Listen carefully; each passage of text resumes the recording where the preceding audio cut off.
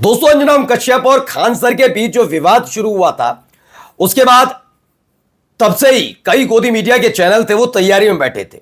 आपको याद होगा कि खान सर की कोचिंग के बाहर फायरिंग हुई, फिर आत्मरक्षा वाली बात आई, पुलिस ने एफआईआर दर्ज की, तमाम चीजें हुई। फिलहाल खान सर के मामले में जमानत याचिका दाखिल की गई। वो बात अलग है कि खान सर जगह जगह पहुंच रहे हैं तो उनका स्वागत भी हो रहा है।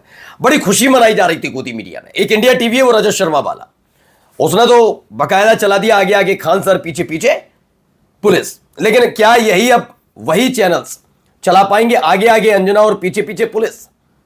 जी हां, अंजना ओम कश्यप के जेल जाने का वक्त आ गया है क्या? मैं ये बात इसलिए कह रहा हूं क्योंकि एक दो नहीं और खान सर से लेना देना नहीं इस मामले का। गंभीर मामलों में अंजना ओम कश्यप, इंडिया टुडे यानी कि इनका खुद का चैनल ग्रुप और इनके जो मालिक साहब हैं, इनके खिलाफ गंभीर मामलों में धाराओं में मामला दर्ज हुआ है। तो क्या अब जेल जाने का वक्त इनका भी आया है? यह बात कैसे निकली, कहां हुआ, क्या किया इन्होंने, उसको दिखाऊंगा। एक खबर बहुत चल रही है, एक लड़की, उसके परिवार वाले मुस्लिम, उन्होंने एक बड़े कारोबारी के बेटे को फंसाया और उसे इस्लाम धर्म कबूल करने पर मजबूर किया। उसने दाढ़ी बढ़ाई, उसने नाम बदला, तमाम बातें। अब उसके घर वालों को, लड़की जो है उसको, उसके घर वालों को गिरफ्तार किया जा रहा है। अब इन सब के बीच वही लड़का जिसको लेकर किया जा रहा है, कहा जा रहा है कि मुस्लिम लड़की ने उस लड़के का धर्म परिवर्तन कराया, वो लड़का सामने आया। उसको सुनना जरूर चाहिए कि कैसे लोग ये टारगेट करते हैं। दिखाऊंगा कहां पर अपील की जा रही है कि जो मुसलमानों को घर आवंटित कर दिए रद्द किया जाए। दिखाऊंगा इनके खुद के साधु का वेश पहनेंगे, बीजेपी के नेताओं से गलबहियां करेंगे। लेकिन घिनौना काम कितना था, क्या आरोप दर्ज हुआ, वो भी दिखाऊंगा। और दिखाऊंगा कि कैसे जहर उगला जा रहा है मुसलमानों के खिलाफ और एक और परीक्षा रद्द हो गई। नमस्कार, मैं हूं प्राजपल गौतम और आप देख रहे हैं the live TV. The live TV, सच सबसे आगे। पहले खबर देखिए, ये निकल कर आई है। Aaj Tak anchor Anjana Om Kashyap, India Today group Arun Puri booked for hunting Valmiki communities sentiment. दिया अलग अलग जगह लुधियाना पुलिस ने एक एफआईआर दर्ज की। Aaj Tak anchor and managing editor Anjana Om Kashyap, India Today group chairman और अरुण पुरी के खिलाफ, इंडिया टुडे के खिलाफ, वाल्मीकि कम्युनिटी के तहत दलित समाज की तरफ से अंजना ओम कश्यप और इंडिया टुडे के मालिक अरुण पुरी पर पंजाब, हिमाचल समेत अलग अलग राज्यों में गंभीर धाराओं में मुकदमे दर्ज हैं, जिनमें SC/ST एक्ट भी शामिल है। यूपी में एक मामले में तो कोर्ट ने अंजना के खिलाफ मुकदमा दर्ज करने को कहा था। ये अब तक गिरफ्तार क्यों नहीं किए गए, ये सवाल आवेश तिवारी पूछ रहे हैं। सोचिए, SC/ST एक्ट के तहत इनके ऊपर मामले दर्ज हैं। अब आते हैं दूसरी बड़ी खबर पर। खबर सुनिए, बयान सुनिएगा इस लड़के का क्या कहना। अल्हम्दुलिल्लाह अल्हम्दुलिल्लाह आई एम मुस्लिम।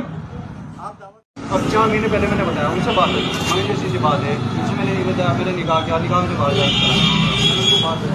वो क्या कहने लगे, कहने भाई हमें एक्सेप्ट नहीं है। अब वो परिवार में रिश्तेदारों का, समाज का, वो ना पे बात आ गई सबकी। कहने लगे जो रहेगा हम लेंगे। अब उसका करा क्या, उसको जेल भेज दिया, उसके बाप को पीट दिया। अल्हम्दुलिल्लाह अल्हम्दुलिल्लाह आई एम मुस्लिम।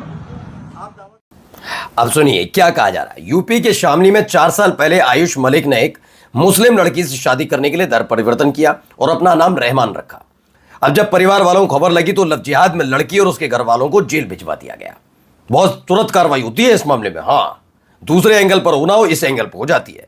वहीं लड़का खुद सामने आकर कह रहा है कि उसने अपनी मर्जी से ऐसा किया जिसमें लड़की और उसके घर वालों का कोई कसूर नहीं है। लड़का चिल्लाकर ये तक कहता है कि आई एम मुस्लिम। खुद ही सुन लिया आपने क्या कह रहा है, लेकिन इस पर ध्यान नहीं देना।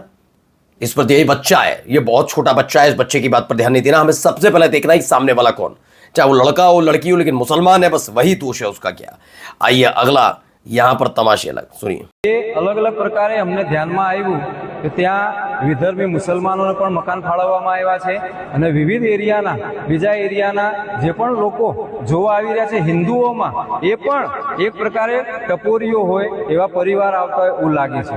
એનો વિરોધ કરવા માટે तो इसमें बताया जा रहा है मुसलमानों को सरकारी घर आवंटित किए जाने का विरोध है। घरों के आवंटन को तुरंत रद्द करने की मांग है।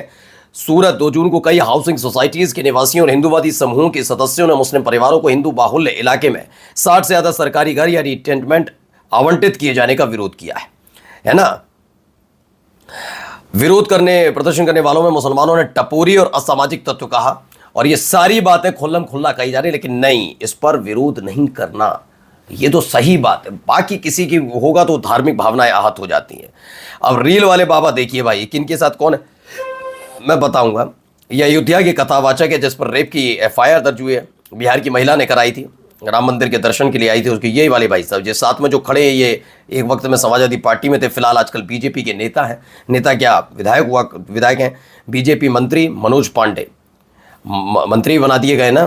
अब देखिए मुस्कुराता हुआ चेहरा और उनके साथ कथावाचक, बीजेपी मंत्री मनोज पांडे के साथ ये वही अयोध्या का कथावाचक पवन दिक महाराज है या सूर्य समाजवादी का दावा है, जिन पर दुष्कर्म का मुकदमा दर्ज हुआ है।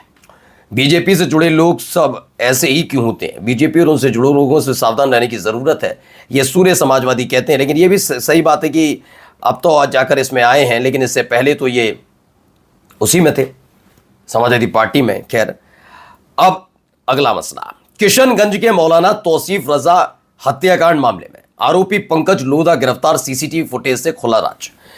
बिहार के किशनगंज के ठाकुरगंज निवासी मौलाना तौसीफ रजा हत्याकांड में बरेली पुलिस को 2 महीने बीत जाने के बाद बड़ी सफलता मिली है। ठीक है ना।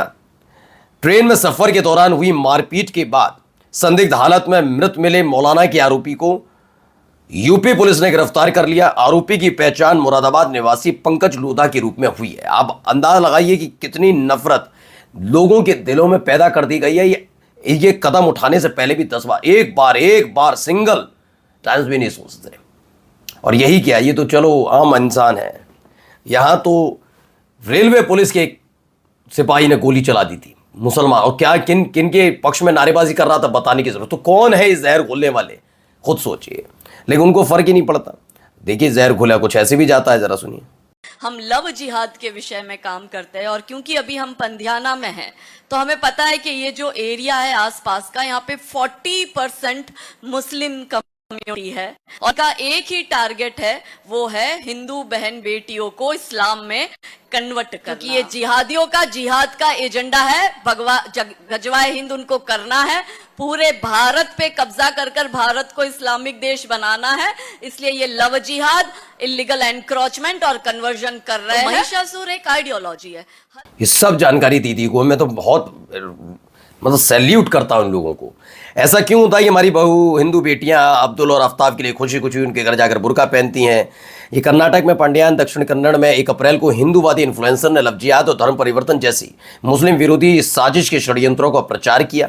उन्होंने आरोप लगाया जिहादी ताकतें हिंदू महिलाओं को निशाना बनाती हैं, जमीन पर कब्जा करती हैं और गजवाए हिंद स्थापित करके भारत को इस्लामिक स्टेट में बदलना चाहते हैं।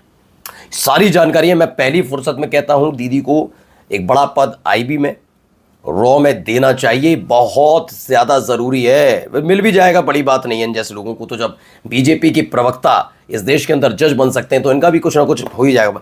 वन रक्षक भर्ती परीक्षा रद्द हो गई भैया, एक और परीक्षा रद्द कर दी गई है।